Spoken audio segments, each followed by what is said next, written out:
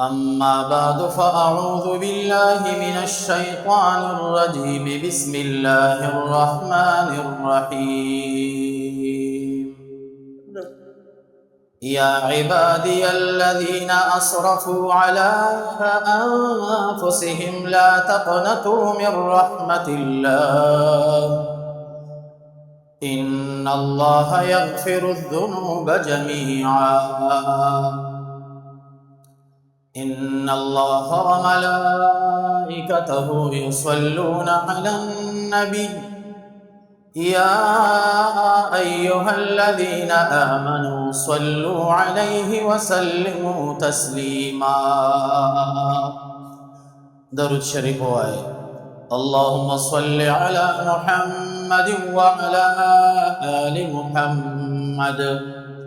كما صليت على إبراهيم وعلى آل إبراهيم إنك حميد مجيد اللهم بارك على محمد وعلى آل محمد كما باركت على إبراهيم وعلى آل إبراهيم إنك حميد مجيد زما عزتمندو مسلمانانو ورونو کورونو کې اوریدونکو زنانو الله تبارک وتعالى دنیا کې انسانان پیدا کړی دي د آدم علیه السلام او الله پیریان پیدا کړی دي د شیطان یعنی دا د شیطان الواد دي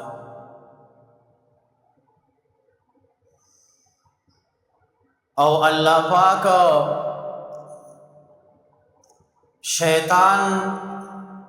دا د آدم علیه السلام نا مخ کې پیدا کړی دي او بیا رستو الله تبارک و تعالی آدم علیہ السلام پیدا کو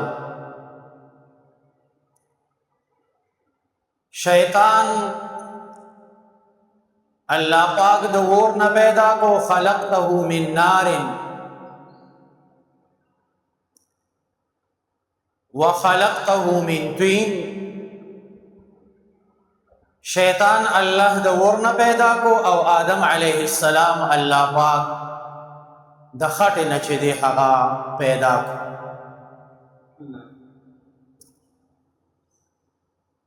دو قسم مخلوق اللہ پیدا کو انسانان او پیریان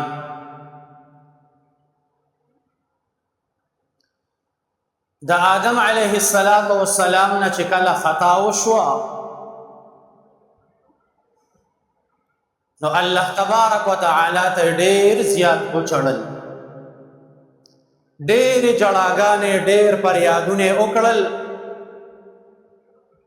چلو لنورتا چې الله ته زه توبه څنګه وباسما ځکه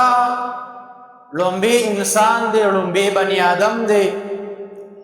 چل ولنورځي قرآن مجید دا آغی تذکرہ کرلے دا فتلقا آدم من ربه کلمات آدم علیہ السلام تا اللہ دا توبی چل چی دی آغا اخود لکا سرنگی چی یو معشوم چی دی آغا غلطی کی خطائی کی او مور پلاری چې دی هغه گیر کی دغه معشوم لچل نورزی جاړي جړاګانی کی چې سبا کیږي دغه مور دغه پلار وته طریقو خی چې داسې اوکا داسې بکې داسې دغه شانت الله پاک آدم علیه السلام تا چې هغه باغ خپل خطا باغی باندې ستومان او باغی باندې خپو ډېر جړاګانې وکړې اوښکې وبهولې الله ورته یو څو کلمات چې دی هغه وښودو چې داسې ووایه ربنا ظلمنا انفسنا وان لم تغفر لنا وترحمنا لنكونن من الخاسرین. نو آدم علیه السلام ته الله چل چې دی هغه وښودو. ولې د آدم علیه السلام په خپل خطا باندې خفه و، په هغې ستومانه و، په هغې یېرېدو، نو ډېرې زیاتې جړاګانې وکړې. الله د هغې بدله ورله الله چې دی هغه ورکړه. شیطان ته الله حکم وکړو اسجدوا لآدم فسجدوا الا ابلیس ابا واستكبر وكان من الكافرین. د الله د حکم نه انکار وکړو او انکار لا سکے د الله مخې ته ودرېدو او سوي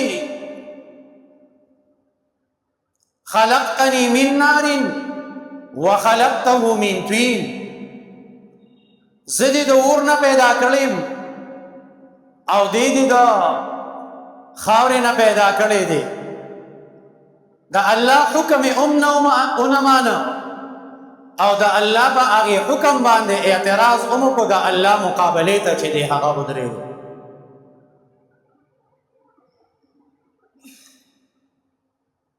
الله تبارک وتعالی چې کله هغه د الله مخالفت مقابلې ته ودرېدو، الله تبارک وتعالی راکوس کو د جنتونو نه، ذلیل او خوارې چې دی هغه وګرځاو. د الله خدمت کې سوال کی مال مولت راکا، ثم لآتینهم من بین ایدیهم ومن خلفهم وعن ایمانهم وعن شمائلهم. الله ولا مولت ورکو وی زب استاد بندگانو تا د مخکې نه راځم، د شا د طرفه به راځم، د ښي سیټ نه به راځم، د چپ سیټ نه به چې دی هغه راځم. او بیا قرآن کې بل ځای الله فرمایي لأحتنکن ذریته. وی د آدم علیه السلام د الوات به زه څه کومه؟ لأحتنکن د احتناک لفظ چې دی هغه استعمال کړی. احتناک دی ته ویلې کېږي چې کله دا څاروي نه ټینګېږي، دی زوروري، دی ټوپونه وي، نو بیا د دې پوزې ته یو څیز چې دی هغه واچي، د هغې نه دی راټینګ شي، دی بیا مستي نه شي کولی. ځکه که دی زور کي هغې وجود له زور ځي، تکلیف ولځي، دی بیا به ځای ولاړ. وی دغه شانتې به زه د ده د الوات چې دی هغه څه کوم هغه راټینګوم. نو الله تبارک وتعالی پیریان پیدا کړو، انسانان پیدا کړو، او الله انسان ته د هغه د خطایې د معاف کېدلو چل چې دی هغه وښودو چې هغه څه شی دی، هغه توبه ده. نو چې څومره آدم علیه السلام نه خطا شوی وه، الواد نه خطا چې دی هغه کېږي. الله آدم علیه السلام ته د توبې چل وښودو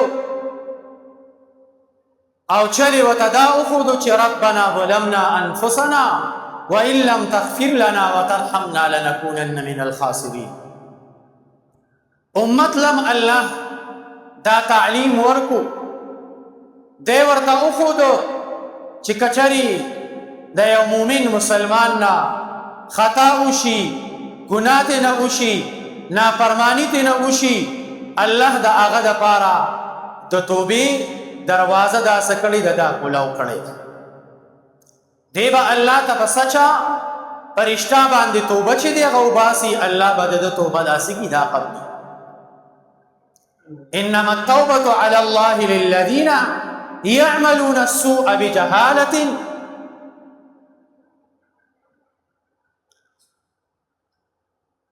ان انما التوبه على الله للذين توبه دا د هغې کسانو دپاره ده چې هغوی یعملون السوء بجهالته یو ګناه وکړي په ناپوهتیا باندې په ناپوهه سره پوه ني ګناه ترې نه وشي ثم يتوبون من قریب او بیا دې توبه وباسي فاولئک یتوب الله علیهم الله د دغې کسانو د دغې خلقو توبه داسې کي دا قبلي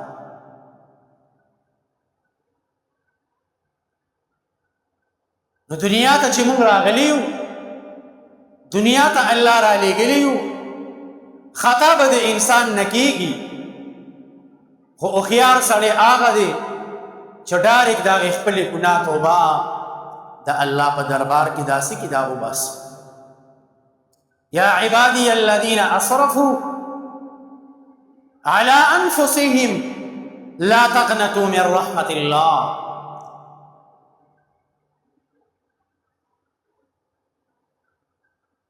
اللہ سے فرمائی یا عبادی الذین اے زما بندگانو اغی کسانو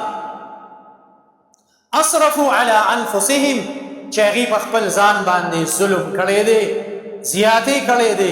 دا اللہ نا فرمانی کڑے دا لا تقنطوا من رحمت اللہ دا اللہ دا رحمت نمنو میں دکی ان اللہ یغفر الذنوب جميعا اللہ تبارک و تعالی طول گناہنا دا د انسان سکی دا معاف کی هر څومره ګناه چې دې کړې دي اوس ستومانه شوې د الله دربار ته رالې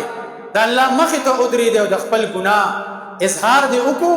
الله ستا دا ګناهونه ټول داسې کې دا ختمي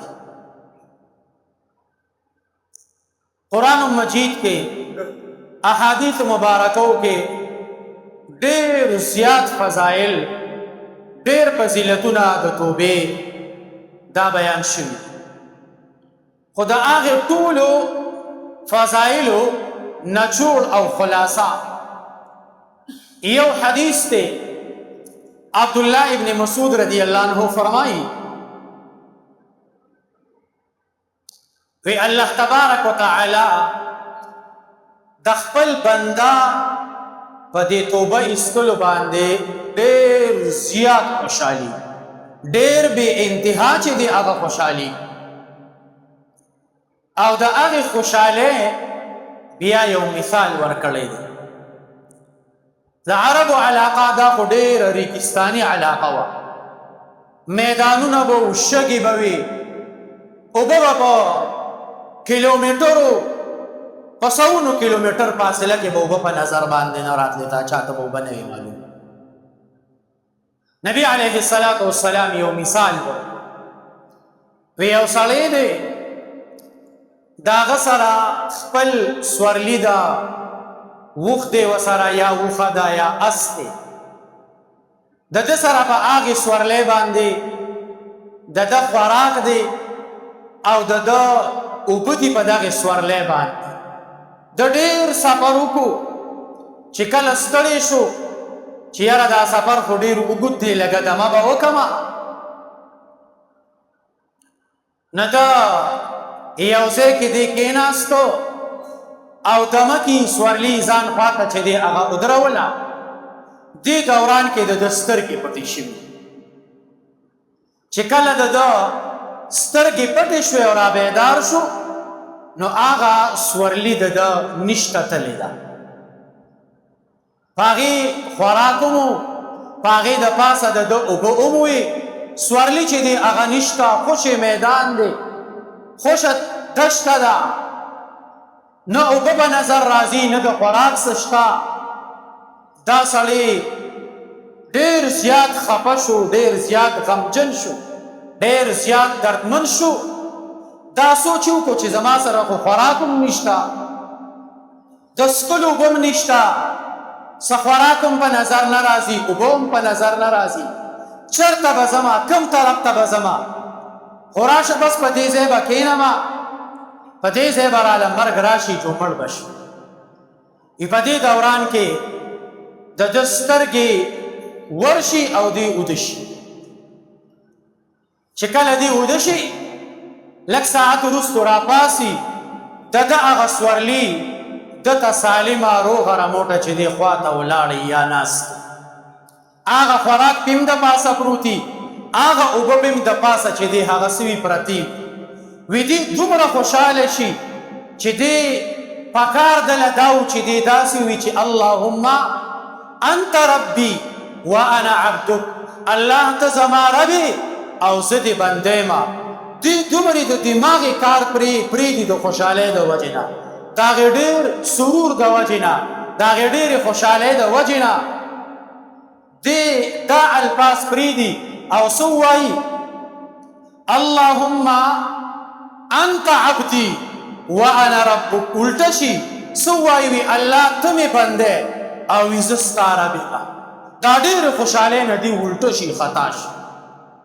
نو دا بنده نبی علیه السلام فرمایي چې دغه انسان او دغه بنده په دې خپلې سورلۍ موندلو باندې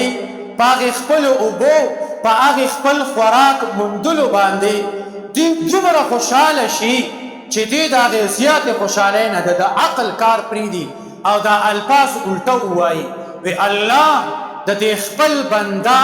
په توبه ایستلو باندې او ځان ته په راتللو باندې الله د دې نه ډېر زیات چې دی هغه خوشحالي ټول وایه سبحان الله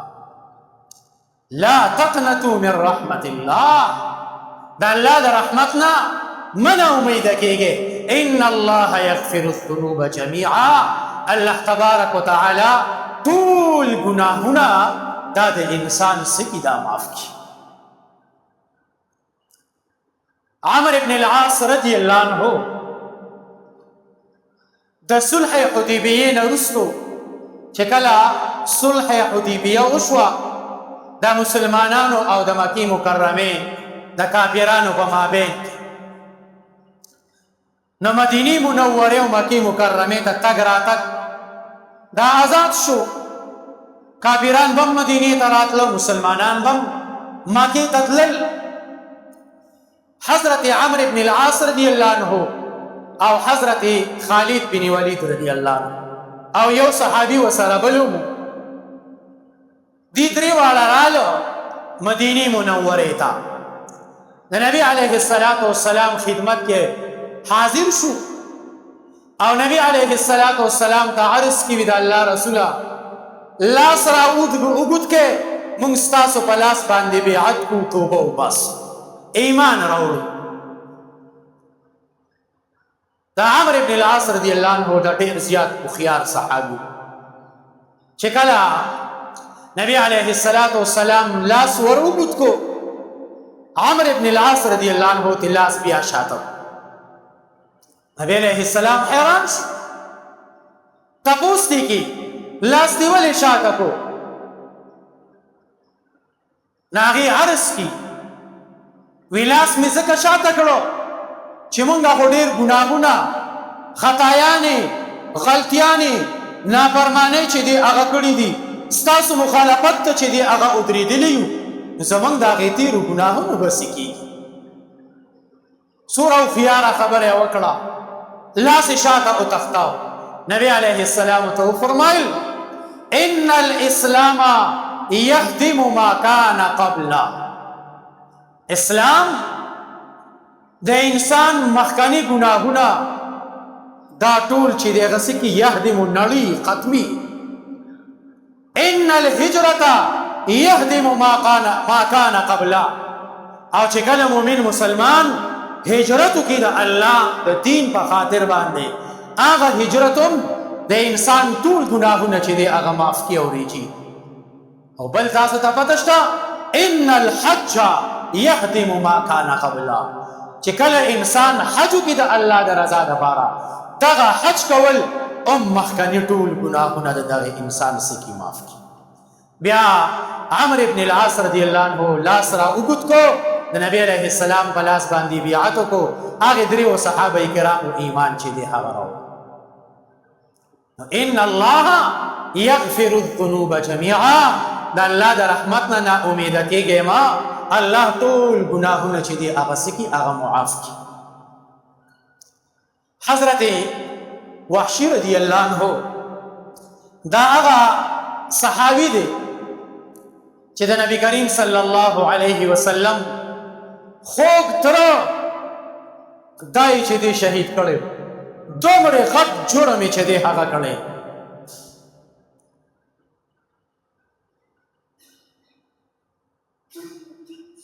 دی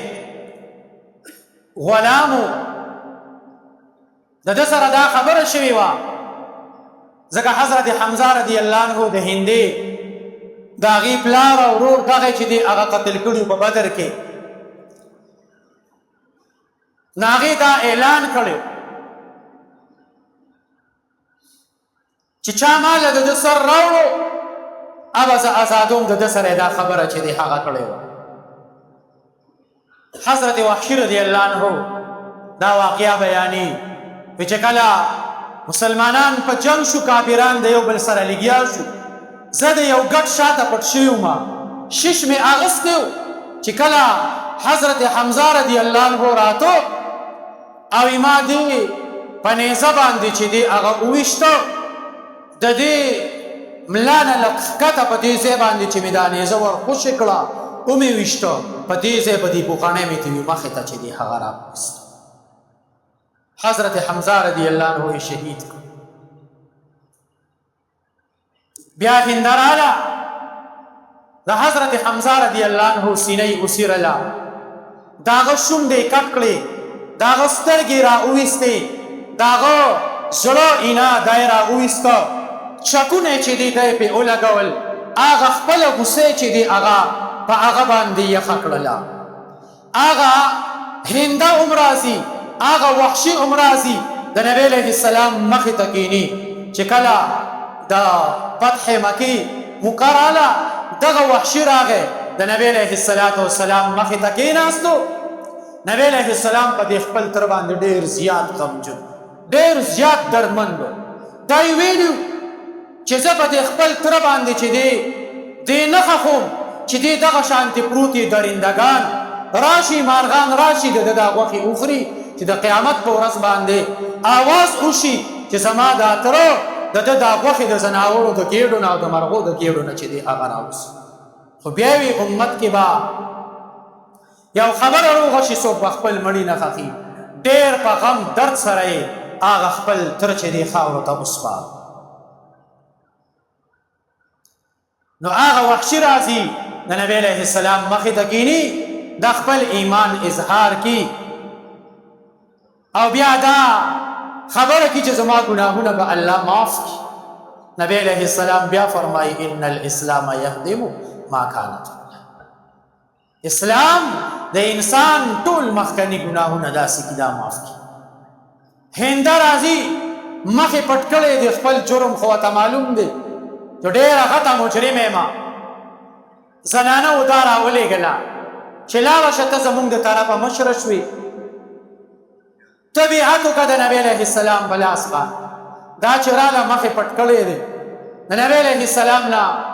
نبی علیه السلام ته فرمایي وی زنا به نه کوې نو تا ته جواب ورکي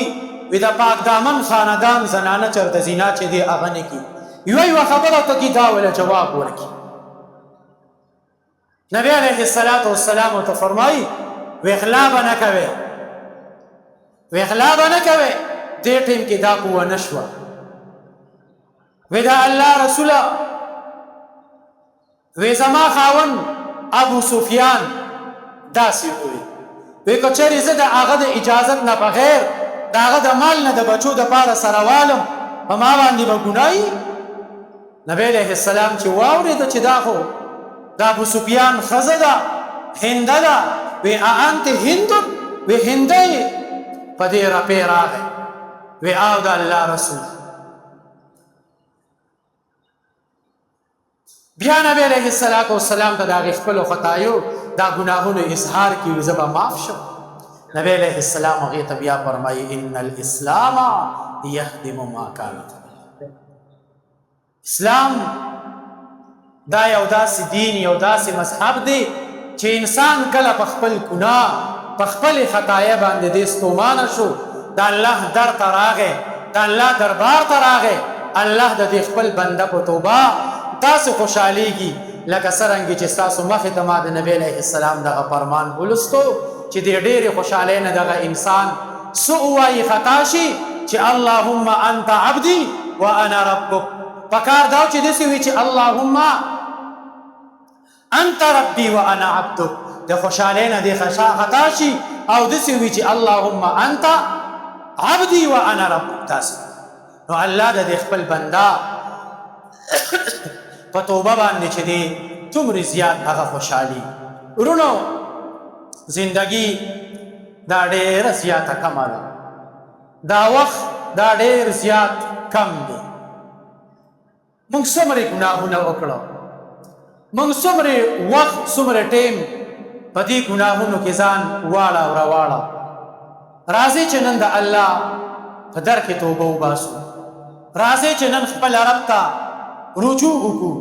راځئ چې نن خپل رب چې دی دا سکو دا رضا کو. زما ستا دا ګناهونه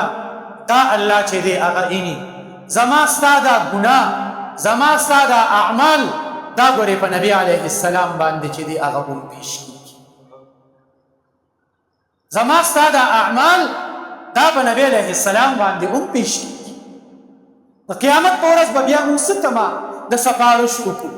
چې موږ دومره په ګناهونو کې لیتې پیتې. اشرف علي تانوي رحمت الله علیه د دې متعلق یو خبره لیکلې ده. په هندوستان کې یو شاعر د نبی علیه السلام په باره کې به ډېر ښایسته اشعار، ډېر ښکلي اشعار به وي. لکه اوس هم ډېر شاعران داسې دي چې داسې اشعار وي، داسې قیمتي اشعار سړی ذهن کار نه کوي په هغې اشعارو باندې. خو څه داسې دي چې هغې د شریعت سره جوړ دي،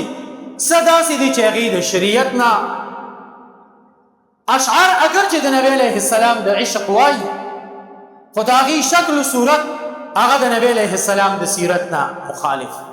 کیا یہی عشق ہے، کیا یہی پیار ہے، شکل عاشق سے معشوق بیزار ہے. عشق دا دی د نبی علیه السلام سره محبت دا دی چې زمونږ شکل و صورت، زمونږ لباس، زمونږ جامه، زمونږ کردار دا د نبی علیه السلام د تعلیم مطابق. داسې شاعران تیر شوي دي چې د هغې شاعري سړی واوري حق حیران شي. عبدالله بابا د نوحار، حاجي محمد امین صاحب، دا داسې شاعران تیر شوي دي چې د دوی په دې اشعارو کې یو عشق کو. د عبدالله بابا یو شعر دی، وی خیال میں مشبہ بھی قتل استاد پارا، منع شو مخصوص ای غلطی کړه ګل عزارا. زما د خیال نبی علیه السلام ته وی ستاسو دپاره مشبه به کاته چې ستاسو تشبیه د چا سره ورکړه، چې ستاسو تشبیه زه د چا سره ورکړم. منع شو مخصوص ای غلطی کړه ګل عزارا. نو بیا منع شو، وی غلطی مخصوص کړه چې د نبی علیه السلام سره څوک یو شان نشي. بیا بابل شعر کې وی یو طرف ته ستا جبین بل طرف مې نور کړلو، یا محبوبه کاپ مې تشبیهي په منځ کې ورکړو. یو طرف ته ستا جبین بل طرف مې نور کړلو، مې چې راشه د دې نور او د نبی علیه السلام د دې مخ تشبیه به ورکړو. وی یا محبوبه کاپ مې تشبیهي په منځ کې ورکړلو. د عربو قاعده دا ده چې کله ته د یو څیز تشبیه ورکې په هغې کې به کاپ راوړې. لکه زیدون کل اسد، وی زید په شان دی د ازمري دی په شجاعت کې، نو کاپ یې پکې راوړو. وی حکم مې کولو چې مرعوب شو مرویداره، وی چې کله مې حکم کاو چې فیصله وکړمه، وی یاره را باندې راله. وی نور د شرمه پټ شو په وریځ کې ګل عزاره. وی نور رانه په وریځ کې پټ شو، وی چې زما تشبیه سره مه ورکوه. د نبی علیه السلام مخ دا زما حسن د نبی علیه السلام مخ تا د هغې حسن ته چې دی غلط. داسې شاعران تیر شوي. نو هغې د هندوستان هغې شاعر چې کله دا اشعار ووی، نو هغه اشعار ایران ته ورسېدو. ایران کې یو عاشق د نبی علیه السلام، هغه وی چې یاره دا خو ډېر لوی عاشق دی چې دا اشعار یې ویلي دي. د هغې ځای نه سفر شروع کړو د ایران نه هندوستان ته راغی د هغې شاعر تپوس وکړو چې د پلانکي نومې شاعر کوم ځای دی چا ورته ووایي چې خو د نایي په دوکان کې دی او هلته کې تللی دی لاړ شه پسې چې کله دغه ایران والا عاشق رالګېدلی دی او تللی دی په دوکان کې نو هغه د نایي په دوکان کې ناست دی ګیره خرایله هغه شاعر ګیره خرایله دا عاشق ډېر زیات خفه شو وی دا اشعار تا ویلی دي وی او دا ما ویلی دي وی زما په زړه کې خو ستاسو یو قدر و یو مقام و چې دا به یو بزرګ یو داسې انسان وي خو تاسو خو چې دی داسې عمل کوئ تا کار کوئ دا خو د الله د رسول نافرماني کوئ وی هغې شاعر ورته وی چې زما دا ځای صفا دی مونږ داسې وایو که نه مونږ وایو زمونږ دا ځای صفا دی ګیرې ته ضرورت نشته نیک عمل ته ضرورت نشته سنت طریقو ته ضرورت نشته دا ځای مې صفا دی بس نور به کېږي نو هغې عاشقو ته څه وی وی دا ځای دی صفا دی څه وی چې په دې د چا دې ځای ته مې نقصان نه دی رسولی خو د نبي علیه الصلاة والسلام سیرت ته او د نبي علیه الصلاة والسلام روح ته د نقصان چې دی هغه ورسوي ستا د عمل په نبي علیه السلام پیش کېږي چې کله هغې عاشق دا الفاظ ووی د هغې شاعر په زړه باندې د یو تندر ګوزار ولګېدو د حق ځای نه توبه چې دی هغه ویستله لونو خبره مې دې پورې کوله چې زمونږ دا اعمال دا پوره په نبي علیه الصلاة والسلام باندې پیش کېږي زمونږ دا کردار دا په نبي علیه السلام باندې پیش کېږي څنګه به د قیامت په ورځ باندې مونږ دا تمه وکړو چې نبي علیه السلام به زموږ سفارش وکړي مونږ نن د هغې سنتو ته د هغې سنت طریقو ته د هغې ژوندي کېدو ته تیار نه یو په یوه سنت عمل باندې مونږ عمل کولو ته تیار چې دی هغه نه یو دا به څه کېږي ورونو دا مقرره الله را کړې ده دا وخت الله را کړی دی راځئ چې ټول د الله په دربار کې توبه وباسو ناڅاپه مرګونه دي دغې مرګ ته دا یو اټله فیصله ده دې ته ځان چې دی هغه تیار کړو خوش قسمته دی هغه خلک چې هغې له په داسې حالاتو کې مرګ راشي چې د هغې نه الله هم رضایي د الله بندګان دي چې دی هغه هم رضایي داسې نه چې داسې وشي چې موږ له مرګ راشي الله رانه هم خپئ خپل خپلوان رشته دار نور مسلمانان رانه چې دی هغه هم خپئ چې داسې کارونه زموږ نه کېږي چې د هغې نه د وسه توبه وباسو او د الله فرمان برداري شروع کړو د نبی علیه السلام سنت طریقې په خپلو اعمالو کې په خپله زندګۍ کې دا چې دی هغه راولو الله دې د عمل کولو توفیق را نصیب کړي واخر دعوانا ان الحمد لله رب العالمین